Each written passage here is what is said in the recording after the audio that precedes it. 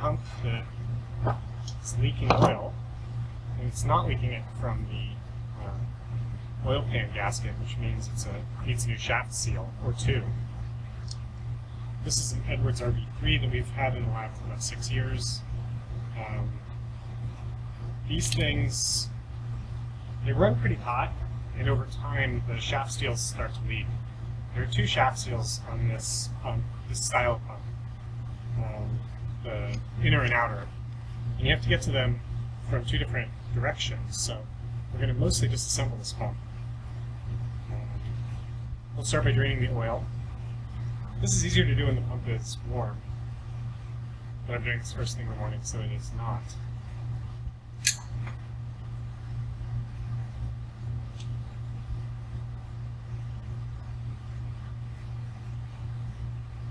You'll need a few tools.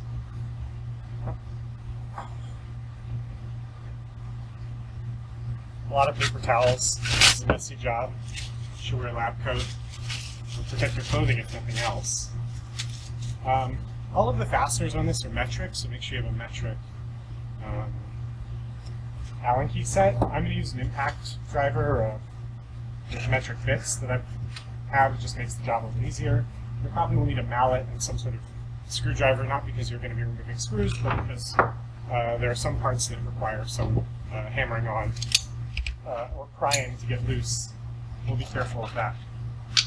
So the first thing we're going to do is remove the 4 threaded bolts that hold the oil reservoir on. Once again, these are metric. If you use a standard Allen set, there's one that will fit. I don't remember the exact size, but it'll be a sloppy fit, and you'll eventually damage the fasteners. This is a 5mm bit. It fits really nicely.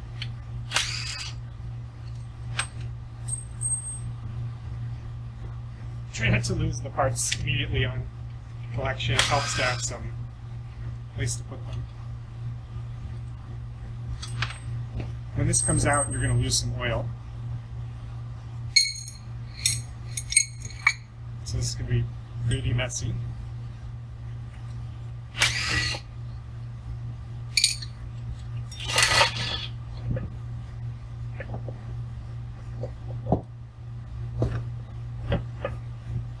So here's that part, comes off. There is a oil reservoir seal here. Sometimes this is in really rough shape. Mine actually looks good. I might reuse this. Plan on not reusing these. Definitely have spare ones around. You have to buy them from Edwards, as far as I know. Usually they tear when you pull them off, but for whatever reason this one seems to be in good shape. So maybe we'll reuse it. All right, at this point, I'll turn this around. We're going to take these 2 bolts out, and that's going to start to take the pump housing apart.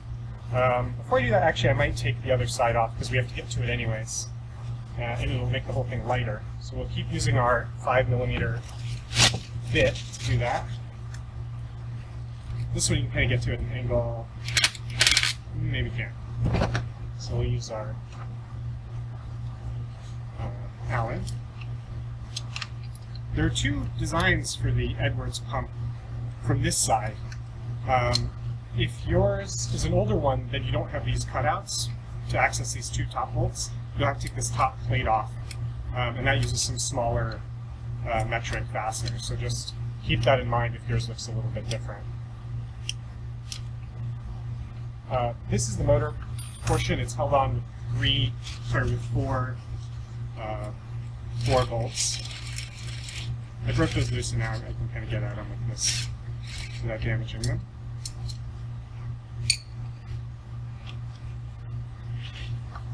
Maybe not. They're kind of a hassle to get through too with the Allen set if you want to do this quickly. We have a lot of these in the lab, and so we go through them pretty quickly. Or we end up repairing one of these every few months.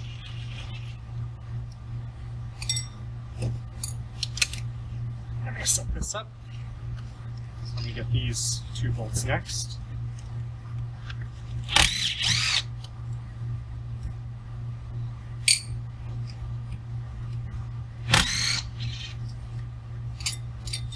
point, I've got 4 long 5mm metric bolts pulled out and 4 short ones. The 4 short ones are for the pump housing, or for the electric motor side. And then this will just lift off. When you do that, that handle will pull out. I'll show you what that looks like. This is the handle. It just rests in here, and once you take the motor off, then it goes loose. I always forget to reassemble this, or to put this back in when you reassemble it. On this side, there's a spacer. It's usually in good enough shape that you can reuse it, but once again, something good to keep around. They're not very expensive. You can buy them from Edwards. This is the fan on the motor. There's no reason to take it off. These couplers can go bad. Go ahead and save it. You can buy those from Edwards. It's not a good part to keep around. Okay, so here is the interior from the pump side. This is the shaft coupler. We're going to have to remove that to get to one of the seals on this side. And there's one bolt that goes through this that crimps down on this piece of, I think, aluminum.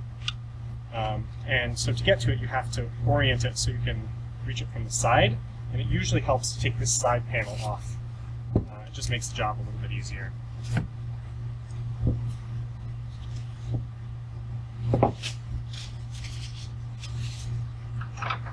It's also a metric fastener.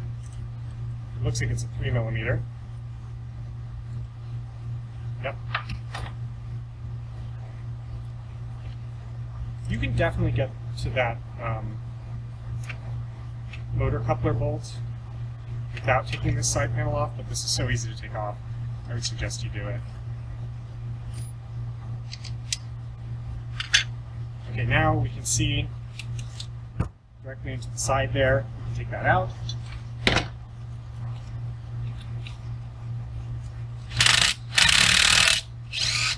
This one can be really tight, and if it's put on too loose, you can actually really damage the shaft.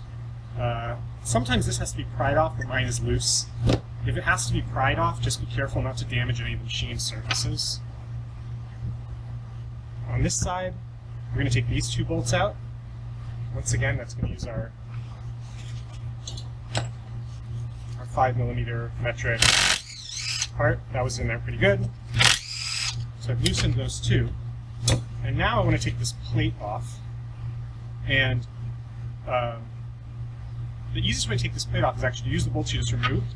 There's 2 other holes here. You can thread a bolt into them, and that will push the plate out.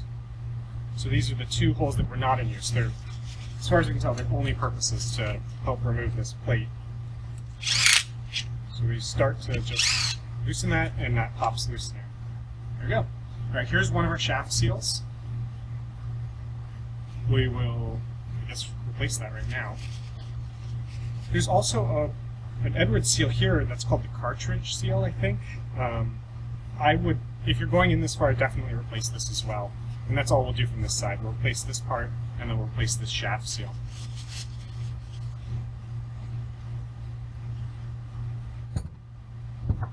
Things are getting kind of messy here.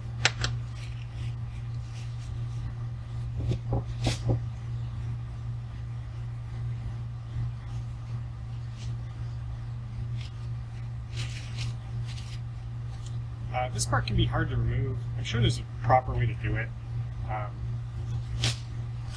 I've always just used a cheap screwdriver and maybe a mallet, so sort of try to push from the other side. If you do it at an angle, it's more likely to work because, you see, I already managed to push it loose. These have steel in their outside band, and then they're soft on the inside, so when you're pushing on them, you want to push out at an edge so you can get to the sort of steel reinforcement part of the seal. So I've got this one pulled out there, and we'll clean up this inside surface before we replace it. We'll set those aside for now. And then we'll just pry off this little cartridge seal. Be careful with any of these machine surfaces not to mar them with your improper tool that you're using.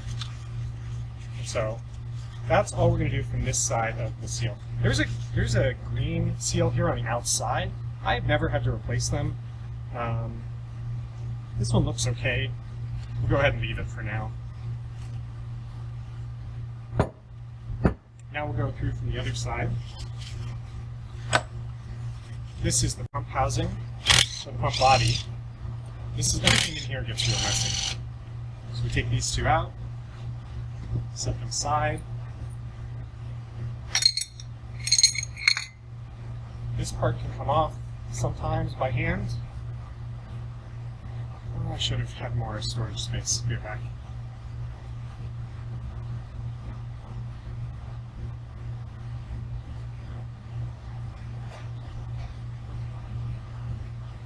There are 3 levels to this pump body. The first is the oil pump part of the body.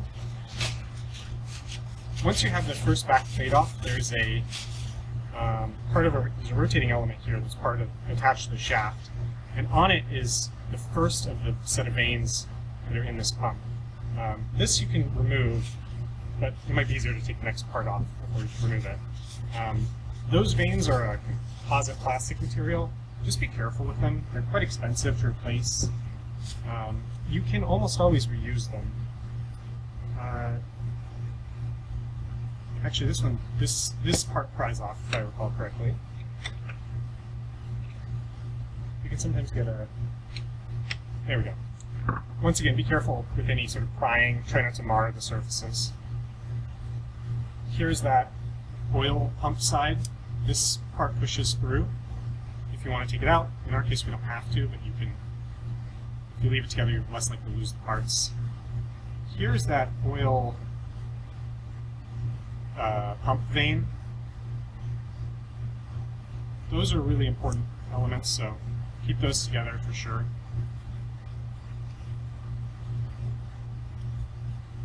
That side. Okay, now we're to the first level of the pump. You can see there are 2 vanes here, and when this rotates, those vanes move around to compress the air that's moving. And they're of course bathed in oil. We're going to remove the 2 bolts that hold this part of the housing on. And once again, this job just gets messier and messier.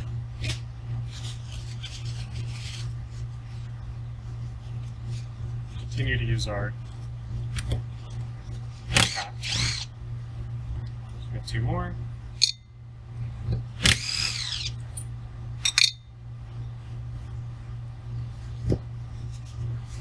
We'll pry the next part of the body off. I like to leave the vanes in once again. You can remove them, but if you remove the vanes, make sure that you save their orientation and put them back in the exact right direction that you had them, that they came out in. Right, our goal here is expedient replacement of the sealing elements, not sort of rigorous cleaning of all the surfaces.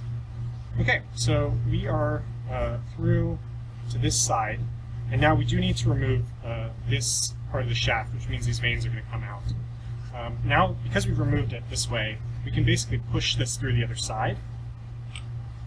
And here is our shaft with our vanes. So see, if you take these out, make sure they go back in the exact same way. You don't want to flip them around.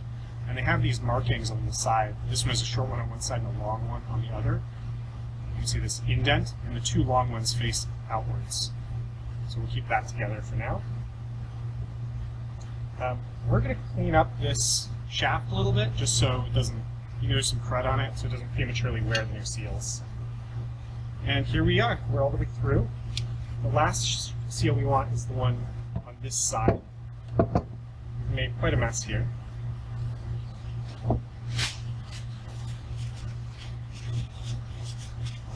So you can try to pry this seal out from this side. I find that really difficult. Sometimes you can get at it from the other side. And once again, you really don't want to damage any of the sealing surfaces. So be very careful about what you're putting your tools on.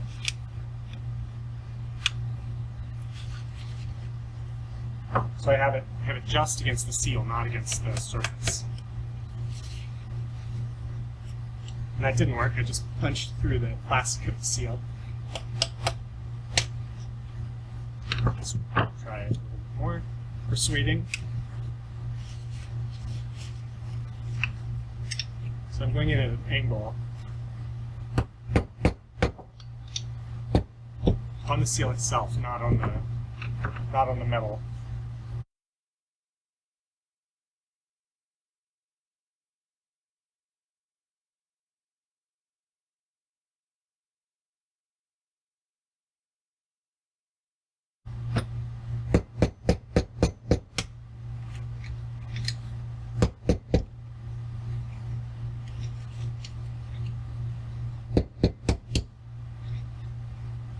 Oh, we did it. Pushed it through the other side. There we go. There's our other seal. You can see the spots where the screwdriver went through it. Figure if you're pulling these out, you are not reusing them. Okay, these are all of our sealing, our oil sealing elements. So on the inside, we've got a large lip seal, a small lip seal, and then that. I think it's called the cartridge seal. There's another part that's also called the cartridge seal. It's under this, but we're not going to replace that today. I'll just pull them out of my drawer here. I think I got these from Precision Plus. You can also get them from Capital Vacuum or one of these other suppliers. Here's the part number for this seal. This is the part number for the front seal, which I have in another bin. That's the smaller seal. And then here is the part number for the large seal, which is right here.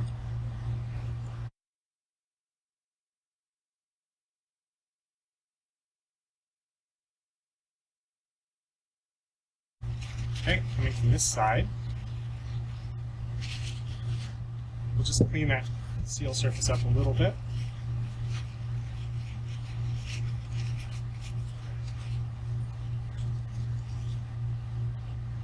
That's the wrong one.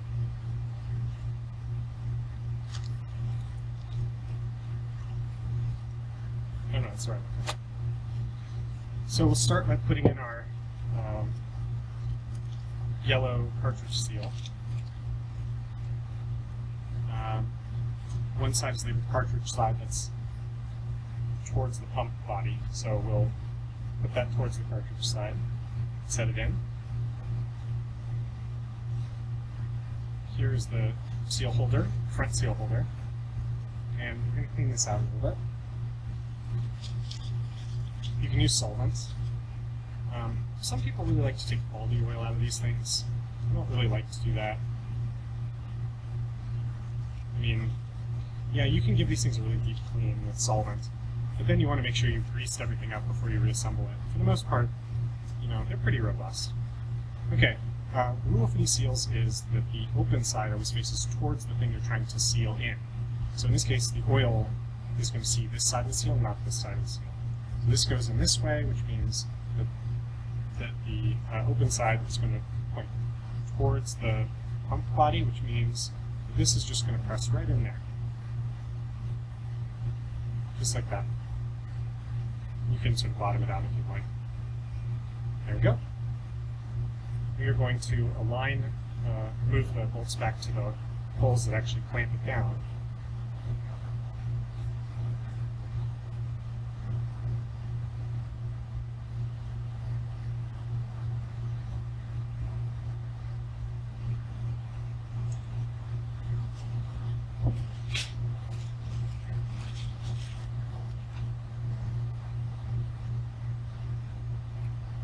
Rotate this so that the gaps on that yellow seal align with the holes, and then we'll put this in that direction. Remember, open towards the oil. Set this in. Put those two bolts in. Let's put in the other seal on the other side. This is the back seal.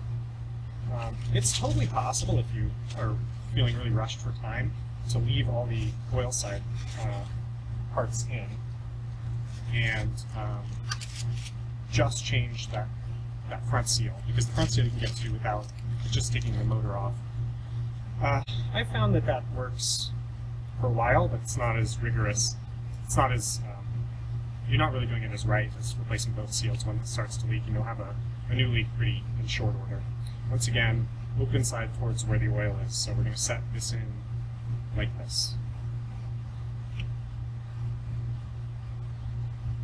If you have cleaned all the oil off these mating surfaces, then you're going to have a hard time getting it back in. And just be really careful not to damage the new seal when you put it in. It's easy to do.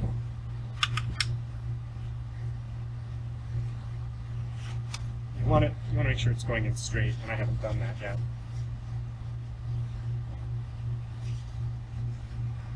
So I'm just going to push on it a little bit with something. It won't damage the seal. There we go. Now the seal's in there straight. Okay. Our shaft goes in. I'm going to clean this up a little bit with just some of this really crummy paper towel that we have. You know, this pump's seen a lot of wear. And you could get really creative by cleaning this up hard, but I'm not going to worry about it. Maybe I'll use the glasses on.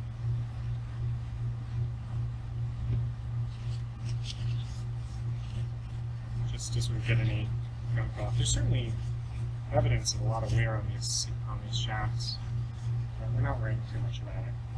And then before I put it in, I'll just re-grease it with some of the oil that's already in here. You can take these out while you put it back in, or just be really careful of them so you don't damage the vanes. A set of vanes is a few $100s, if I remember correctly, so if you don't have to change the vanes, you don't want to change them. And I'm just going to give this a little tap to seat it so that it's flush with the rest of the pump body. There we go. So now I have 2 new seals in, and I can start to reassemble the pump. I'm going to reassemble this side and then come back from the other side. Alright, so that's where we're at now. These parts go back in sort of the same order that we took them out. This is going to seat to that part. You're going to have to rotate the shaft a little bit to get it to line up.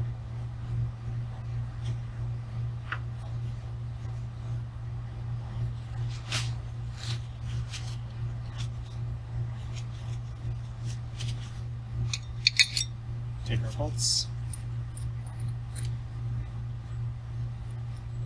Oh, actually, I don't have that lined up yet. Make sure this has to seat. Make sure everything is seated before you screw anything down.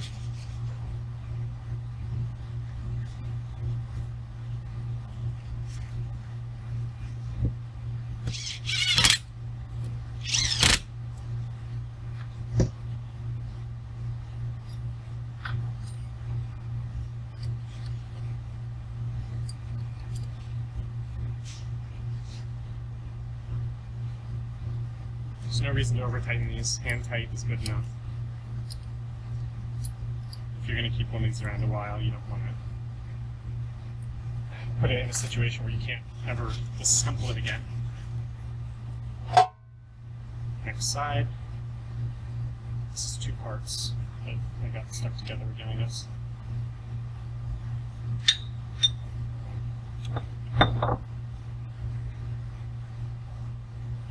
This goes up this way, oil pump faces up here. And the hole goes down towards the bottom of the pump. So you can see that you'll know when these are lined when you can see through the bolt holes there. And then this has to be seated flush with the exception of the sort of protuberance at the top. So that way we know the shaft is all put together correctly.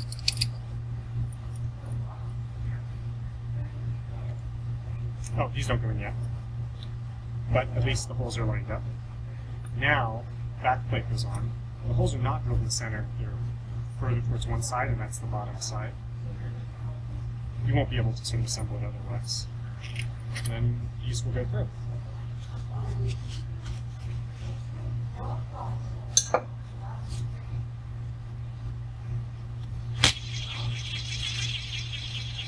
Once again, gentle on the reassembly.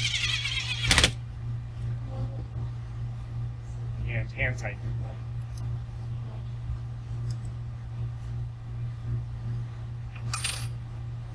Okay, that's all assembled.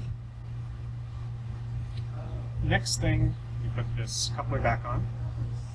I've taken this bolt out. This is aluminum. I think it's pretty easy to damage, especially if you over tighten this. or if you under-tighten it, then it get jammed when you actually go to align the shaft. This is round, except for where when the bolt goes through, it's no longer round, and that's going to sit on this part of the shaft, the key part of the shaft. So I'm just going to set this on there initially. So loose fit. And now's a good time to make sure your shaft actually spins.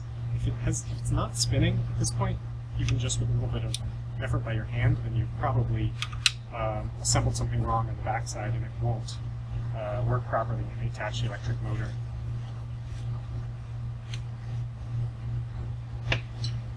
This is one you definitely don't want to over torque or under torque.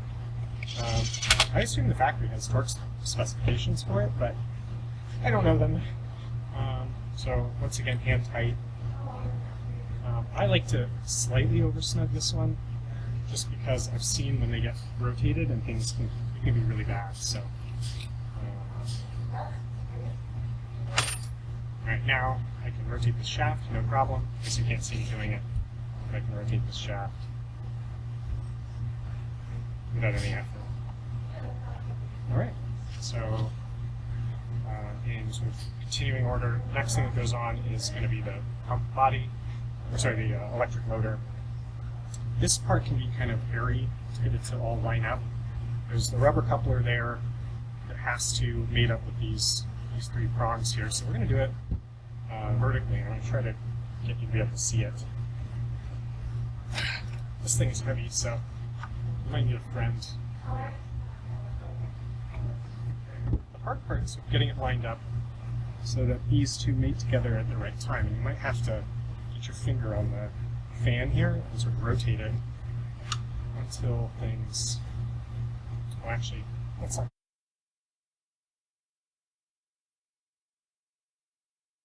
Oh, I thought I had it. I don't have it actually. I'm close, but yep, there we go. So now we can reassemble.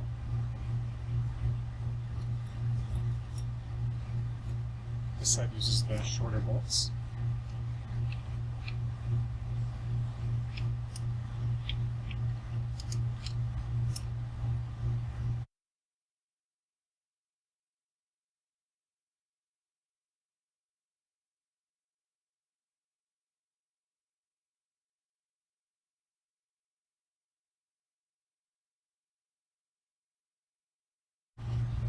Okay. Oh. Remember what I said at the beginning about how you'll forget to put the handle in? So I did. So I gotta take the motor back off.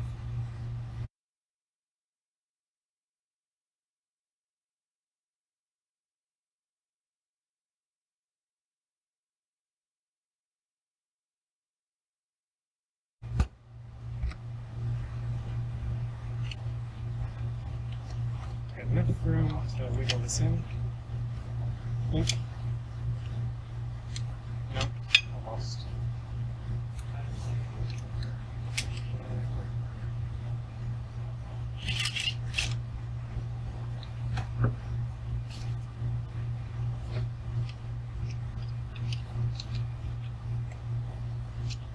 There you go. Do that before you initially assemble the motor.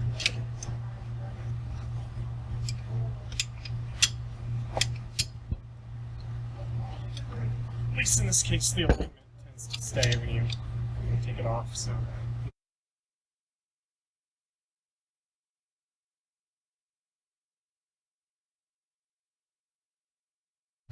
Okay. Last thing to do is to put the oil can on. And I said before that I probably would reuse that seal because it looks pretty good. But I don't want to do all this work and risk it for a $10 or $15 part. So I'm going to use one of my spares. Okay. So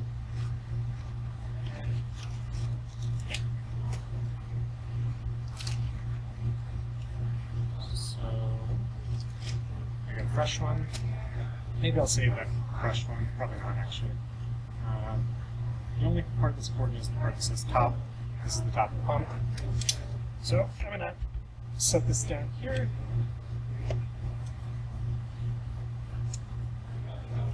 set this down. Make sure the sealing surface is pretty clean. And this just goes over top. The hole's lining up.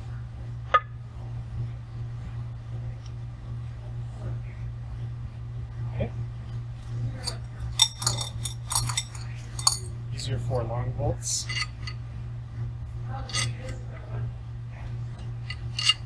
Definitely want to start these by hand. If you're being careful, you can start them with a drill. Just listen and feel for any ones that don't start straight.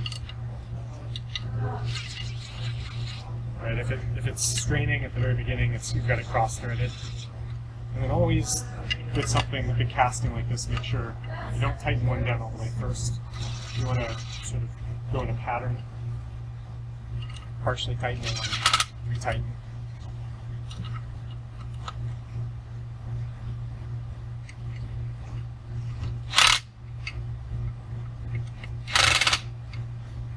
Just check the tightness with your handheld Allen, because you've got to compress that seal down for it to seal, but you don't want it to be so tight that you damage the casting or the fasteners.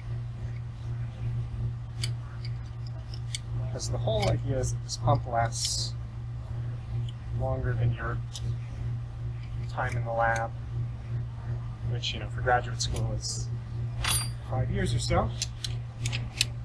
There we go. This was an RV3 that was 6 years old. It was leaking from about the center of the pump body.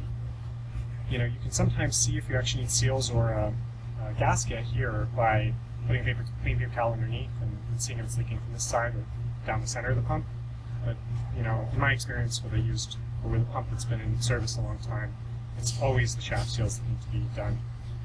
They're all assembled now. You can grab this fan and it should move easily. If it doesn't, then you have to disassemble it and figure out where things went wrong.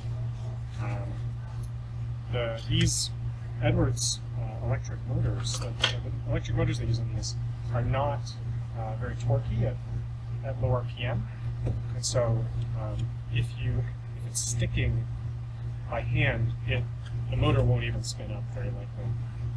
So time on the video is 42 minutes roughly, so that seems to be about how long it takes me to do this start to finish. I got the side panel back on, and now we can fill with oil and put back in service.